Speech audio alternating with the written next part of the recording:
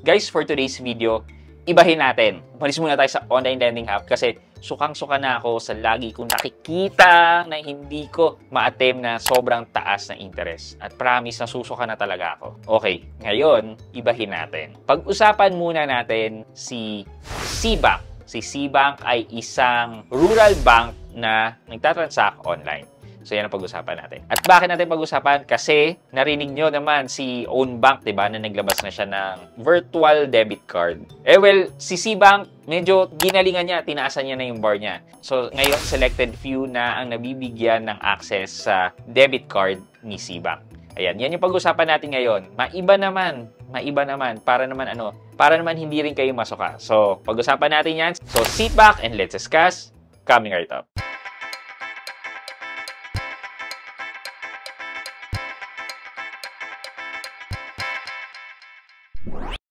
Hi guys, this is Pat and you're in Pat Quintos Review TV. So if you're newer to my channel, I do reviews about personal finance na meron akong experience. Ginawa ko na yun ng videos and playlists na makikita nyo dito sa taas.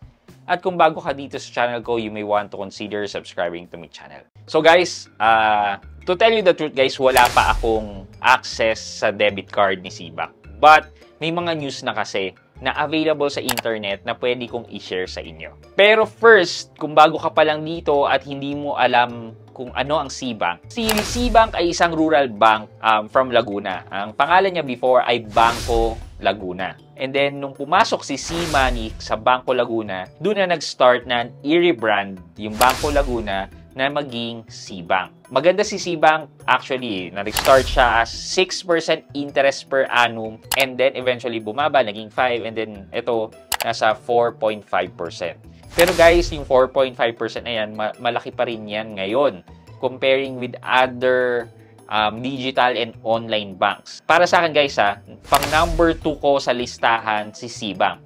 So right now, unang-una ko kasi si Ownbank. And pangalawa, si SeaBank. And since nabanggit natin si Ownbank, kung wala pa kayong Ownbank, you can use my referral link and referral code para pag nag-sign up kayo, hindi lang 6% ang makukuha nyo. Magiging 12% ang interest nyo per annum dahil makakatanggap kayo ng additional 6% na interest voucher kapag yung code na yan ang ginamit nyo. And ito pa guys, pag naglagay kayo ng 50 pesos and hayaan nyo ng 3 days, magkakaroon kayo ng 300,000 pesos na trial voucher. Para saan ba yung trial voucher? Itong trial voucher na to, kikita ng around 50 pesos yung trial na yan and then pwede nyo ring i-withdraw yung net interest na makukuha nyo. So please use my referral code para meron kayo niyang mga benefits na yan. Dati, kay SeaBank, may only InstaPay transfer. But ngayon, medyo binabaan na nila, ginawa na lang nilang 15 bank transfer per week. Pero sobrang dami na rin yan, guys. Ang laki na naitulong sa akin ni SeaBank, lalo na sa business ko. Kasi,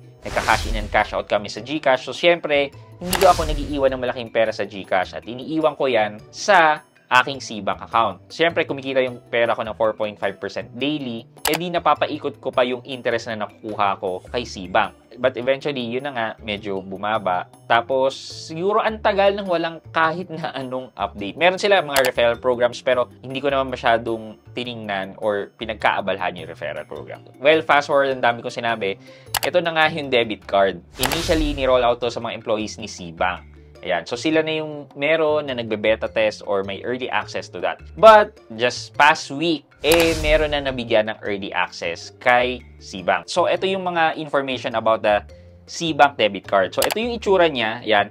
Itong picture na to, galing to sa Reddit Ayan. Kung makikita nyo, galing siya kay Less Budget Girl. Ayan. So, details nung debit card. Free withdrawal daw, walang kaltas, walang service charge kapag nag-withdraw ka sa BDO ATMs and BPI. So, okay na okay to kasi libre yung pag-withdraw mo. Walang mababawas na 18 pesos or 15 pesos na service charge or interbank service charge. Pwede nyo rin ma-lock and unlock ang inyong debit card. So, ayan makikita nyo yung details and then yung settings. Ayan. Kapag naman, mag-withdraw kayo sa other ATMs, ayan, local ATM withdrawal is 15 pesos, international ATM withdrawal is 250 pesos. Laki. Local ATM balance inquiry, at least 5 pesos lang. And then, international ATM balance inquiry is 50 pesos. Okay. Pwede rin siya magamit for payment. Local payment merchants, libre naman. Foreign currency markup, wala namang additional charge. And dynamic currency conversion, if ever na galing dollar papuntang peso, yun, wala rin namang conversion fee. Ito daw yung mga perks. Earn cashback on all purchases. So, debit card. Para sa debit card, may mga cashback ka. Diba, usually credit card lang yan. And then 0% foreign conversion fee. Na-discuss na natin yan. 0% cross-border fee. So, ito naman kapag nagpunta ka ng ibang bansa, tapos ginamit mo, yun. Yung paggamit mo ng card mo, local, sa ibang bansa, usually merong additional charge yan, yung cross-border fee. And then, global acceptance because under siya na MasterCard, virtual card, and then merong virtual and then physical card option. Yung virtual card pala is free.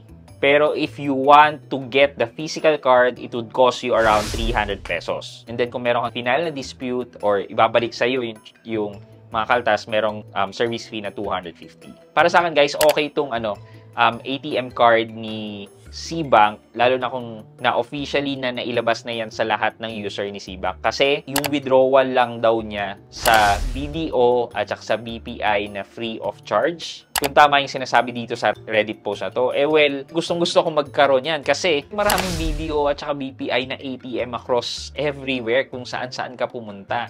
Marami yan. Diba? So basically, yan lang naman yung update natin about SeaBank. Sabi ko nga, may iba lang tayo. Iwanan muna natin yung online lending app kasi nasusuka na talaga ako. Mag-concentrate naman muna tayo sa mga banks. Ayan. For our question of the day, meron ba kayong SeaBank at saka own bank? So between the two, anong mas okay sa inyong gamitin? Yung SeaBank ba or yung own bank? And bakit? Let me know sa comment section sa baba at may chance kayong manalo ng 1,000 pesos sa ating weekly GCash giveaway. And syempre, huwag niyong kalimutang maglagay ng hashtag Road to 100k sub para sa chance nyo manalo ng cellphone sa ating monthly cellphone giveaway until we reach the 100k subscriber milestone. Yun lamang po for today's video, but before we end this video, mag-shoutout po muna tayo at shoutout kay at Marvia Sultan 2208. Sabi niya, first, heart. Pa-shoutout Idol Pat at pa-review naman po or pakisagot yung tanong ko if okay lang ba or okay pa ba na mag-save sa Maya e-wallet ng malaking halaga for long term. Thank you po and God bless you. At Marvia Sultan 2208, shoutout po sa inyo. And to answer po yung question nyo, I really don't recommend putting large amount of money sa inyong e-wallet. Kahit GCash pa yan or Maya. Again, clear ko lang po e-wallet. Mas advisable na since Maya naman po siya, pwede kayong maglagay ng malaking amount sa e-wallet and then pag nandun na, i-transfer nyo na po sa inyong Maya Savings account. So, dun po tayo mag-iipon sa Maya Savings natin at hindi sa e-wallet. Kasi, unang-una, hindi po insured yung Maya e-wallet. Pangalawa, wala pong interest yung Maya e-wallet. So, sana naliwanagan po kayo doon. And kung may further question po kayo, check nyo po tong video na to about my discussion kung bakit hindi kayo maglalagay ng malaking pera sa inyong electronic wallet or GCash account. Thank you for watching. I hope you like this video. Leave a thumbs up and if not, wala nang problema dyan, but continue to support me by subscribing to my channel by clicking the subscribe button and also the bell button sa tabi ng subscribe para makareceive kayo ng latest notification sa lahat ng upload ko. Again guys, this is Pat Quinto and you're in Pat Quinto's Review TV. Bye-bye!